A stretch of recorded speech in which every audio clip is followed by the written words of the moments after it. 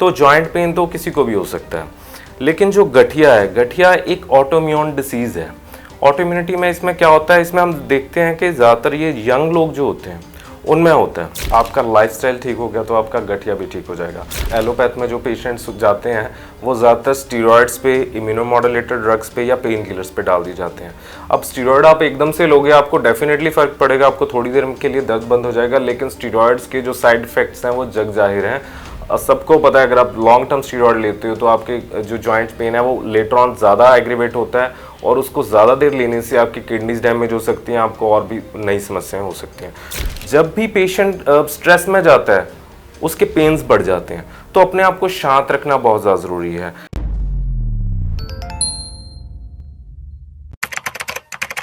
नमस्कार, D5 channel Hindi देख रहे दर्शकों का मैं वंदना स्वागत करती हूँ। आज हम आए हैं डॉक्टर ठाकुर मोक्ष आयुर्वेदा क्लिनिक पर। डॉक्टर ठाकुर से आज हम बात करेंगे कि जोड़ों का दर्द और जो अर्थराइटिस होता है इसमें क्या अंतर होता है, इसमें क्या खाना पीना चाहिए, अगर दर्द अचानक से हो जाए तब क्या करना चाहिए, इसके सिम्टम्स क्या होते हैं और इसको कैसे ठीक किया जा सकता है। क्या ये पूरी तरह से ठीक हो सकता है, घर बैठे इसको ठीक किया जा सकता है, या ऐसी और कौन सी विधियां हैं जिनके ज़रिए हम इस दर्द को कम कर सकते हैं, इसे बिल्कुल ठीक कर सकते हैं। तो डॉक्टर ठाकुर, सबसे पहले हम आपका स्वागत करते हैं। आपका बहुत बहुत स्वागत है हमारे इस प्रोग्राम में। धन्यवाद वंदना जी। नमस्कार, मैं डॉक्टर नवदीप सिंह ठाकुर। आज आपके साथ डिस्कस करेंगे हम गठिए के बारे में, जिसे अंग्रेज़ी में रूमेटॉइड आर्थराइटिस भी कहते हैं। जैसे वंदना जी आपने कहा कि जॉइंट पेन, गठिया ये अलग अलग हैं या सेम हैं। जी हाँ, ये दोनों अलग अलग चीज़ें हैं। जॉइंट पेन एक जनरल एक सिम्टम है जो कभी भी किसी के शरीर में भी हो सकता है। उसका आप उम्र के साथ नहीं लगा सकते। वो किसी के कारण, जैसे उम्र के कारण या ज़्यादा वज़न के कारण कई बार हमारे जोड़ ख़राब हो जाते हैं, या कई कारणों के कारण, किसी दवाई के साइड इफ़ेक्ट के कारण ख़राब हो जाते हैं। तो जॉइंट पेन तो किसी को भी हो सकता है, लेकिन जो गठिया है, गठिया एक ऑटोइम्यून डिसीज़ है। ऑटोइम्यूनिटी में इसमें क्या होता है, इसमें हम देखते हैं कि ज़्यादातर ये यंग लोग जो होते हैं उनमें होता है। और गठिया का कारण ये है कि जो हमारा खान पान है वो बहुत ज़्यादा ख़राब हो चुका है। और ये जब हम कुछ खाते हैं वो हमारे शरीर में जब जाता है, हमारे शरीर में डाइजेस्टिव फायर जिसे अग्नि कहते हैं, वो क्या करती है, हमारे जो खाने को पचाती है, वो पचाती है, उसका रस बनाती है, फिर वो हमारे शरीर की सभी धातुओं में जाता है और हमारे शरीर को जो भी है न्यूट्रिशन प्रोवाइड करता है। लेकिन जब हम गलत खाना खाते हैं या फिर हमारी गलत आदतों के कारण वो जो अग्नि है, जो डाइजेस्टिव फायर है, वो जब कम हो जाती है या वो विषम यानी ख़राब हो जाती है, तो क्या होगा, जो भी आप खाते हैं वो अच्छे से पचता नहीं है। अब इसको आयुर्वेद में आम कहते हैं। आम यानी कि अपक्व अन्न, जो आपके शरीर में गया, आपके स्टमक में गया, लेकिन वो अच्छे से प्रोसेस नहीं हो पाया। अब प्रोसेस नहीं हो पाएगा तो क्या होगा, वो सड़ेगा अंदर, एंड वो ना ही आपके शरीर से निकल पाया तो क्या हुआ, वो एक टॉक्सिन बन गया, आम जिसे कहते हैं। वो टॉक्सिन धीरे धीरे आपके शरीर की अलग अलग चैनल्स में, वो ब्लड की डिफरेंट चैनल्स हैं, उनके अंदर एक टॉक्सिन के रूप में एक्यूमुलेट हो जाता है, जो बाद में आपके जॉइंट्स में डिफॉर्मिटी देता है। तो ये बीमारी को गठिया कहते हैं, रूमेटॉइड आर्थराइटिस कहते हैं। और ये हमने देखा है ज़्यादातर यंग पेशेंट्स में भी बहुत ज़्यादा। टीनेजर्स आते हैं हमारे पास, 16 साल की, 20 साल के बच्चे आते हैं, और ज़्यादातर हमने देखा है लड़कियों में ज़्यादातर पाया जाता है। तो जो आपने बताया कि जॉइंट पेन, जो जनरल जॉइंट पेन है, वो हमने देखा है ज़्यादातर उम्र दराज लोगों में होता है कि उम्र के कारण जैसे जैसे हमारी मांसपेशियां वीक पड़ जाती हैं, हमारी बोन्स वीक पड़ जाती हैं, कैल्शियम कम होना शुरू हो जाता है, तो उस कारण से होता है। या कोई बहुत वज़न कईयों का ज़्यादा होता है जिसके कारण उनके जोड़ घस जाते हैं, तो वो जॉइंट पेन, उसे ऑस्टियोआर्थराइटिस कहते हैं, वो अलग है। और ये जो रूमेटॉइड आर्थराइटिस है, ये हमारे गलत खान पान के कारण, गलत आदतों के कारण और ऑटोइम्यूनिटी के कारण होता है, इसीलिए इसे गठिया कहते हैं। और इसमें गठिया इसलिए भी कहते हैं क्योंकि इसमें ना हमारे शरीर में जो छोटे जॉइंट्स हैं, ज़्यादातर हमने देखा जो नॉर्मल जॉइंट पेन जो होता है, जो बड़ी उम्र दराज के लोगों में होता है, उनमें ज़्यादातर हमारे घुटने होते हैं सबसे ज़्यादा। लेकिन इस गठिए के रोग में क्या होता है, हमारे स्मॉल जॉइंट्स जैसे उंगलियाँ, हमारी कोहनी होगी, हमारे रिस्ट जॉइंट होगा, और हमारे जो हाथ हैं, सुबह सुबह हमने देखा पेशेंट्स एक बात कहते हैं कि सुबह सुबह उनके हाथ ऐसे खुल नहीं पाते, अकड़ जाती हैं उंगलियां। कई बार हमने देखा जो क्रॉनिक पेशेंट्स होते हैं, जो बहुत पुराने पेशेंट होते हैं, उनमें उंगलियां टेढ़ी हो जाती हैं, गांठें बन जाती हैं। वो गांठों के कारण इसको गठिया रोग कहा जाता है। तो बहुत ही पेनफुल कंडीशन है, बहुत ही दर्दनाक अवस्था है, जिसमें जोड़ों में सूजन आ जाती है, दर्द होता है पेशेंट को, और पेशेंट को हमने देखा फीवर भी होता है इसमें, साथ साथ बुखार रहना, वज़न कम हो जाना, पेट खराब रहता है, कब्ज़ रहती है, या बहुत ज़्यादा डायरिया लग जाता है, बार बार टॉयलेट जा रहे हैं, अपक्व रहता है बार बार, जैसे पेट में अपच रहेगा, खाया पिया लगेगा नहीं, और वीकनेस बहुत ज़्यादा रहती है, हाथ पैर कांपते रहते हैं। तो ऐसे मल्टीपल चीज़ें होती हैं जिनको ये गठिए का रोग होता है। जब किसी को गठिया हो जाता है और पेन बहुत ज़्यादा होने लगे, तब क्या करना चाहिए? देखिए, गठिया जिस वजह से हुआ पहले हमें ये पता होना चाहिए। देखिए, जैसे मैंने बताया कि जब आप गलत खान पान करते हैं तो उस वजह से होता है। जब आप, अब इसमें गलत खान पान का मीनिंग ये है कि जिन चीज़ों से आपकी बॉडी में वायु बढ़ती है, वात बढ़ती है, ऐसे खान पान को पहले आप त्यागिए। हम ठीक होने के बारे में बात करेंगे, लेकिन हमें पहले उसका निदान परिवर्जन यानी कि रोग के कारण का त्याग करना पड़ेगा। हमें रोग के कारण का पता होना चाहिए। अब इसमें बहुत सारे पॉजिटिव फैक्टर्स हैं। सबसे पहले मैं डाइट के ऊपर जाऊंगा।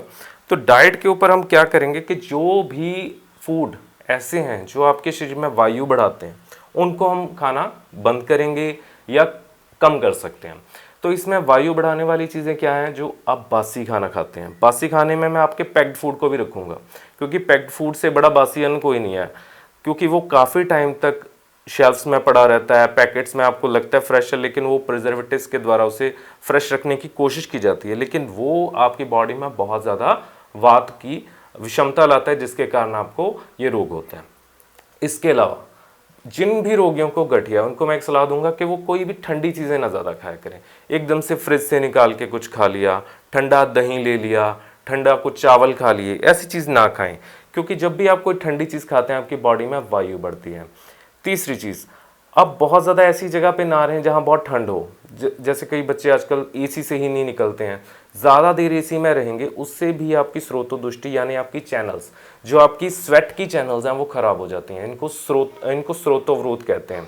जो स्वेद वही स्रोत हैं, स्वेद यानी स्वेट। तो जब इन चैनल्स में जब आप बहुत देर एसी में बैठे रहेंगे तो आपको स्वेटिंग नहीं होगी। अब स्वेट जो होता है, जो हमारा पसीना जो है, जो पसीना एक बहुत इंपॉर्टेंट मल है हमारे शरीर का, जो बॉडी से बाहर निकलना चाहिए। लेकिन आजकल का जो सीडेंटरी लाइफस्टाइल है, हम क्या करते हैं, सारा दिन घर में पड़े हैं, एसी में पड़े हैं, जिम भी जा रहे हैं तो भी वहाँ एसी लगा, तो पसीना कहाँ से आएगा? तो एक तरह से चैनल्स क्लॉग हो जाती हैं, जिसके कारण भी ये प्रॉब्लम आती है। तो एसी से बचिए। और हमने देखा जिन लोगों को गठिया होता है ना, वो थोड़ी देर एसी में बैठ के देख लें, उनको विद इन 15 मिनट्स बहुत सीवियर पेन होना शुरू हो जाएगा। तो एसी में ना बैठें, फैन चला सकते हैं, और कोशिश करिए अपनी स्किन को आप ढक के रखें कि सीधी वायु किसी भी तरह से ना लगे। डॉक्टर ठाकुर, एक चीज़ और मैं पूछना चाहूँगी आपसे कि जब गठिया होता है तो यूरिक एसिड को भी इसका एक कारण माना जाता है?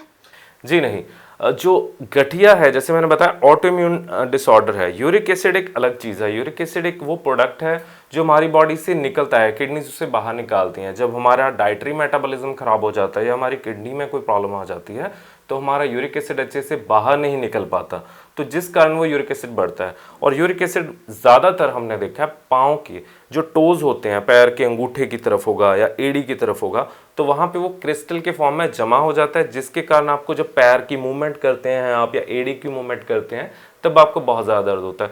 तो इस बीमारी को गाउट कहते हैं। गठिया और गाउट दोनों अलग अलग चीज़ें हैं, इनको कंफ्यूज ना करें। गठिया अलग चीज़ है और गाउट अलग चीज़ है। गठिया और गाउट में अभी आपने अंतर तो हमें बताया, लेकिन आप हमें ये बताइए कि जब गठिया हो जाता है तो उसके बाद इंसान का खान पान कैसा होना चाहिए? अगर आपको गठिया है तो सबसे पहले मैंने जैसे बताया कि वात जब आपका बड़ा होगा तब गठिया होगा, तो आपको वात शामक आहार लेना है, यानी जो बॉडी में आपके वायु तत्व को कम करे। तो ऐसे आहार में हम बताते हैं आपके डाइट में कि आप ठंडी चीज़ों का परहेज़ करें, ठंडी चीज़ें ना खाएं, पैक्ड फूड ना खाएं, बासी अन्न ना खाएं, या कोई भी ऐसी चीज़ जो आपको ऑटो इम्यूनिटी करती है वैसी कोई चीज़ ना खाएं। तीसरा, आपने जो भी फूड खाना है वो फ्रेश चीज़ें खानी है, और उसमें न्यूट्रिशन होना चाहिए, उसमें एक स्निग्धतापन होनी चाहिए। स्निग्धता जैसे कि आपके अंदर वो ड्राइनेस ना करे किसी भी तरह की। अब इसमें आपके लिए अच्छी चीज़ें हैं तिल, जैसे ओमेगा 3 फैटी एसिड्स होते हैं, हमारे ड्राई फ्रूट्स होते हैं, अलसी होती है, ये चीज़ें अच्छी हैं आपके लिए। तिल ले सकते हैं आप, अखरोट ले सकते हैं, बादाम ले सकते हैं, अलसी ले सकते हैं। इसके अलावा आप बहुत देर तक भूखे ना रहें, आप थोड़े थोड़े समय तक कुछ ना कुछ खाते रहें। बहुत ज़्यादा भूखे रहने पर वायु बढ़ती है। आप देर रात तक अगर जागते हैं, जो बच्चे नाइट शिफ्ट्स में काम करते हैं, जो लोग नाइट शिफ्ट्स में काम करते हैं, हमने देखा उनकी बॉडी में पेन्स बहुत ज़्यादा होते हैं।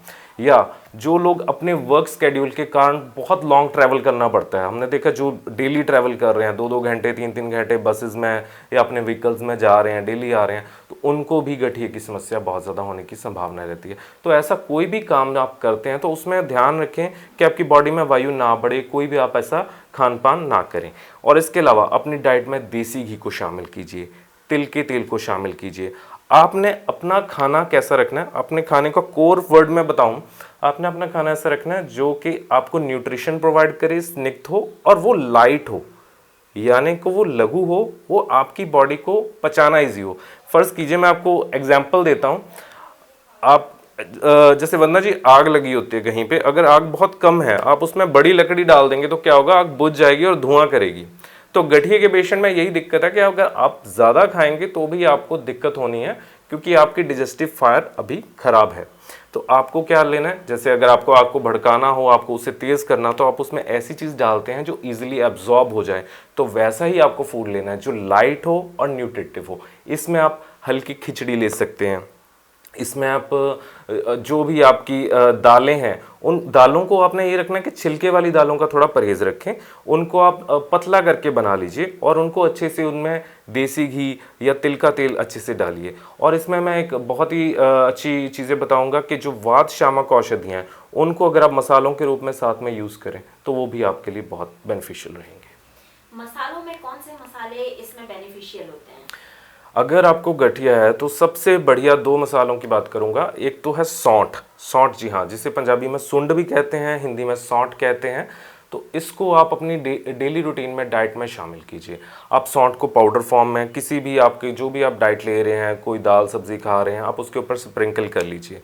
ये आपके वायु का शमन करती है। इसके अलावा लॉन्ग पेपर, जिसे पिपली कहते हैं, पिपली को भी आप अपने डाइट में शामिल कीजिए। उसको आप बॉईल करके ले सकते हैं या आप ऐसा गरम मसाला आप उसके अपनी किसी भी चीज़ के ऊपर डाल के खा सकते हैं। ये भी आपके मेटाबॉलिज्म को बढ़ाती है, आपकी अग्नि को बढ़ाती है। और अगर आपकी अग्नि खराब हो गई है, विषम अग्नि हो गया, उसको सातम्य अवस्था में लेके आती है, जिससे कि आप जो भी खाते हैं वो अच्छे से पचता है, उसका आम नहीं बनता है। आप समझिए, जो आप खा रहे हैं उसका आम बन रहा है, अगर आप उसका आम बनने से रुक जाएगा, वो अच्छे से डाइजेस्ट होगा, तो आपका गठिया भी ठीक हो जाएगा। और आपको ऐसी चीज़ नहीं खानी है जिससे वात बढ़ता हो। हम बात कर रहे थे दर्द की, अगर अचानक से तेज दर्द हो जाए तो फिर क्या करें?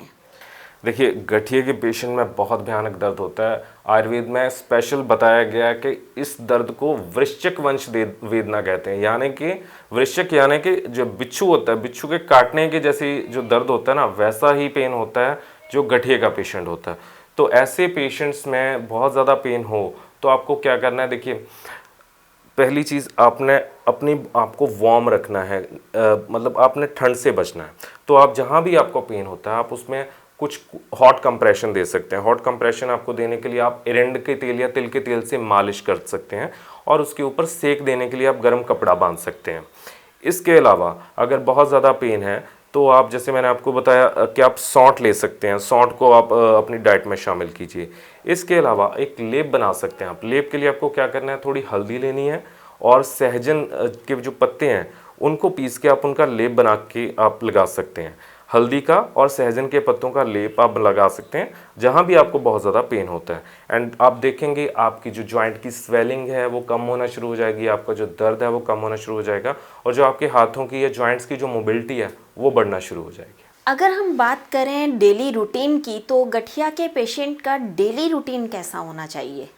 देखिए, गठिया के पेशेंट के लिए डेली रूटीन बहुत इंपॉर्टेंट है। आपका लाइफस्टाइल ठीक हो गया तो आपका गठिया भी ठीक हो जाएगा। हमने जनरली देखा है कि एलोपैथ में जो पेशेंट्स जाते हैं वो ज़्यादातर स्टीरॉयड्स पे, इम्यूनोमॉड्यूलेटर ड्रग्स पे या पेन किलर्स पे डाल दिए जाते हैं।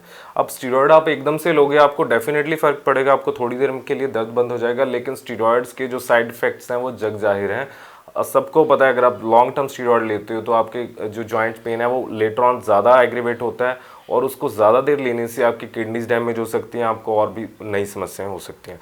तो आयुर्वेद का इसमें बहुत अच्छा आपको बेनिफिट मिलेगा। आप आयुर्वेदिक इलाज लीजिए, उससे आप ठीक हो सकते हैं। और रही बात आपकी दिनचर्या की, तो दिनचर्या में आपने क्या करना है कि आप सुबह टाइम से उठना शुरू कीजिए। टाइम से उठना है और आपने अपने आप को कॉन्स्टिपेशन नहीं होने देनी है। सुबह पानी पीजिए, पेट साफ कीजिए, योग प्राणायाम कीजिए, और जो भी आप खाना खाते हैं उसको आप थोड़ी थोड़ी क्वांटिटी में लेना है अपने। आप उसको 3 की बजाय चाहे 4 बार खाना खाइए, लेकिन आपने भूखे बिल्कुल नहीं रहना है और ओवर ईट भी नहीं करना है, जिससे कि आपकी अग्नि ठीक रहे। अगर आप उसमें थोड़ा खाना डालेंगे तो आपकी बॉडी के लिए डाइजेस्ट करना उसे ईजी रहेगा, उसको एब्जॉर्ब करना ईजी रहेगा, वो आपको अच्छे से न्यूट्रिशन प्रोवाइड करेगी। और अगर आप उसमें बहुत ज़्यादा एक साथ खा लेते हैं, देखिए कुछ लोग कहते हैं हम 2 बार खाते हैं, तो वो बहुत ज़्यादा डिजास्टर्स चीज़ हो जाती है, क्योंकि एक बार जब आप खाएंगे ना सुबह तो आप बहुत ज़्यादा खा लेंगे, दूसरी बार को बहुत ज़्यादा भूख लगेगी, थर्ड टाइम को हमने देखा लोग अच्छे से चबाते भी नहीं है उस खाने को, या फिर ओवर ईट कर जाते हैं। तो आप अगर कंसिस्टेंटली लेवल पे खाएंगे, थोड़ा थोड़ा, आप दिन में 4 बार खाइए, लेकिन न्यूट्रिटिव खाइए, थोड़ी मात्रा में खाइए जो आपकी बॉडी इजीली पचा सके और आपको अच्छे से पोषण दे। तो इस तरह की आपने डाइट रखनी है। तीसरा, आपने अच्छे से नींद लेनी है। रात को टाइम से सोना शुरू कीजिए, देर रात तक जागना नहीं है। जब भी आप देर रात को जागोगे, वायु आपके शरीर में एग्रेवेट होती है और पेन्स बढ़ते हैं। रात को आप टाइम पे सोइए और आप कोशिश करिए कि डेली आप तिल के तेल की या एरंड के तेल की अपने जॉइंट्स पे मालिश करके सोएं, तो उससे भी आपको काफ़ी रिलीफ मिलेगा। और स्ट्रेस बिल्कुल ना लें, स्ट्रेस ज़्यादा लेने से भी जॉइंट पेन बढ़ता है, और आयुर्वेदिक इलाज लेने से आप बिल्कुल ठीक हो सकते हैं। आई एश्योर यू, हमारे पास बहुत सारे पेशेंट हैं जो गठिए के मरीज़ थे और अब वो बिल्कुल ठीक हो चुके हैं, उनकी अंग्रेज़ी दवाइयाँ भी बंद हो चुकी हैं। तो अगर वो ठीक हो सकते हैं तो आप भी ठीक हो सकते हैं। ज़रूरत है सही डाइट प्लान फॉलो करने की, सही आयुर्वेदिक मेडिसिन लेने की और सही लाइफस्टाइल फॉलो करने की। डॉक्टर ठाकुर, मैं एक चीज़ और जानना चाहूँगी कि लोग आजकल एक्सरसाइज, योगासन, प्राणायाम को बहुत ज़्यादा इम्पोर्टेंस दे रहे हैं, तो क्या गठिया के पेशेंट को योगासन, प्राणायाम करना चाहिए? लाभदायक होता है ये? जी बिल्कुल, गठिया के पेशेंट्स अगर रेगुलर योग प्राणायाम करते हैं तो उनके लिए बहुत बेनिफिशियल है। पर हाँ, अब जो भी गठिया के पेशेंट हैं वो किसी अच्छे योगा इंस्ट्रक्टर की ही सुपरविजन में करें, क्योंकि अगर आप बहुत ज़्यादा गंभीर अवस्था में हैं जहाँ पे आपके जॉइंट्स में डिफॉर्मिटी आ चुकी है, तो आप हर प्रकार का योग नहीं कर सकते, तो उसके अकॉर्डिंग आपको करना चाहिए जो आप सुपरविजन के अंदर करें। और अगर आप रेगुलर योगा करते हैं तो आपकी बॉडी की इम्यूनिटी बढ़ती है, आपकी बॉडी में जो हीलिंग होती है वो ज़्यादा अच्छे से होती है, और आपकी जो ऑटोइम्यून फैक्टर हैं वो कम होने के कारण आपका जो आरए फैक्टर्स हैं, जो आपके गठिए के फैक्टर्स हैं, वो सारे कम होना शुरू हो जाते हैं और आप बिल्कुल स्वस्थ हो सकते हैं। कौन से योगासन, प्राणायाम इसमें लाभदायक होते हैं? गठिए के पेशेंट के लिए सबसे ज़रूरी है कि आप वो अनुलोम विलोम डेली करना शुरू करें। अनुलोम विलोम आप कर सकते हैं। सेकेंडली, आप भ्रामरी प्राणायाम कर सकते हैं। और जॉइंट पेन में हमने देखा कई बार गठिए के पेशेंट्स में बैक पेन की भी दिक्कत रहती है, सर्वाइकल की भी दिक्कत रहती है, तो वो पेशेंट्स भुजंगासन कर सकते हैं। साथ में हल्की हल्की स्ट्रेचिंग एक्सरसाइज करें। स्ट्रेचिंग एक्सरसाइज का फ़ायदा ये होता है कि वो झटका नहीं देती है शरीर को और आपकी जो जॉइंट्स की मोबिलिटी को बढ़ाती है। उनकी जो जॉइंट्स हैं, आपके हाथ पैर टेढ़े होने से बचते हैं, तो हल्की हल्की स्ट्रेचिंग करें। तो ये सारे प्राणायाम करने से आप बिल्कुल बेटर हो सकते हैं। क्या मेडिटेशन इसके अंदर लाभदायक होता है?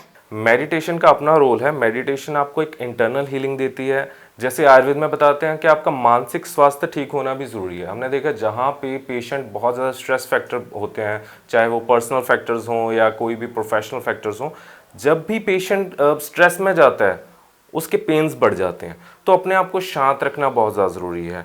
एक्सटर्नल फैक्टर्स ऐसे कहीं भी इस तरह से आपको ना हिला सकें कि जो आपका मेंटल वेलबींग आपकी ख़राब करें, तो उसमें मेडिटेशन डेफिनेटली बहुत हेल्प करेगी। आप डेली अगर मेडिटेट करते हैं, आप देखेंगे आपकी बॉडी में इन्फ्लामेशन कम होना शुरू हो जाती है।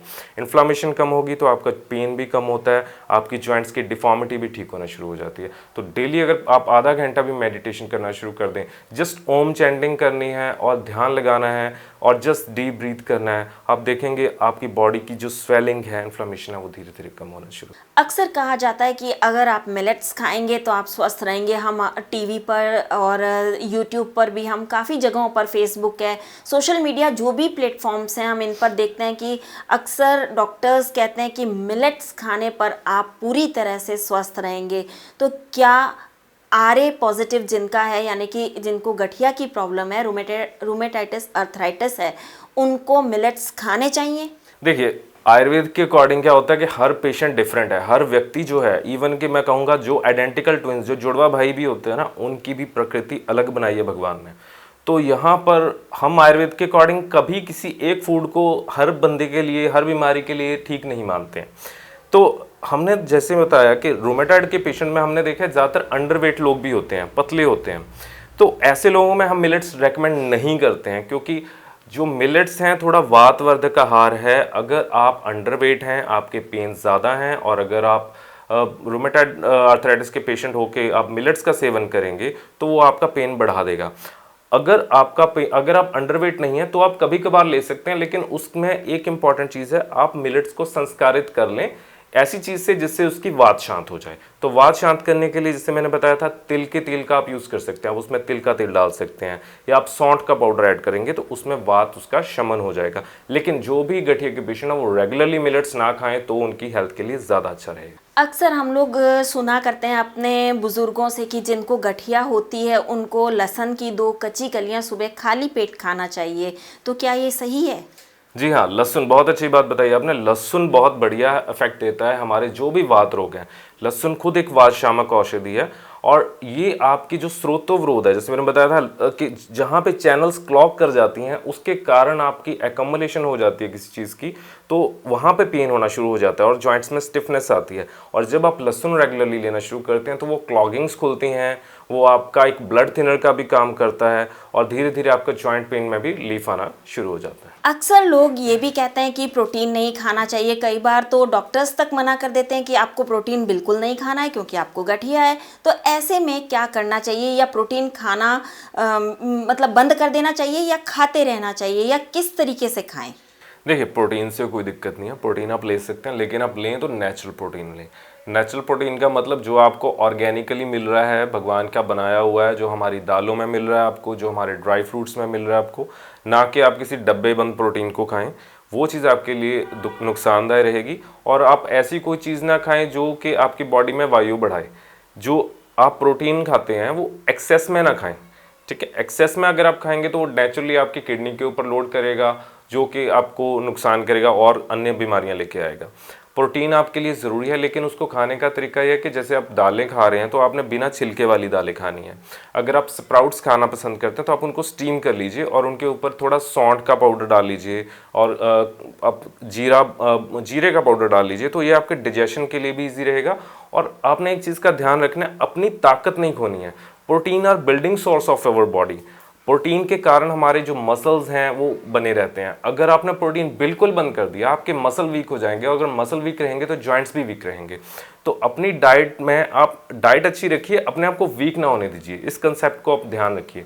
तो आप बिल्कुल प्रोटीन को बंद करने, रिपीट ले लेना, बस आपको पैकेट वाला प्रोटीन नहीं लेना, आप नेचुरल प्रोटीन जो हमारी डेली रूटीन की डाइट है उसमें जो आता है वो आप ले सकते हैं। मतलब कहने का ये है कि दालें आप खा सकते हैं, दूध आप पी सकते हैं? जी हाँ, दालें आप खा सकते हैं, दूध आप प्रेफरेबली अगर देसी गाय का लें और अगर उसमें थोड़ी हल्दी बॉईल करके लें तो वो आपके लिए बहुत बेनिफिशियल रहेगा।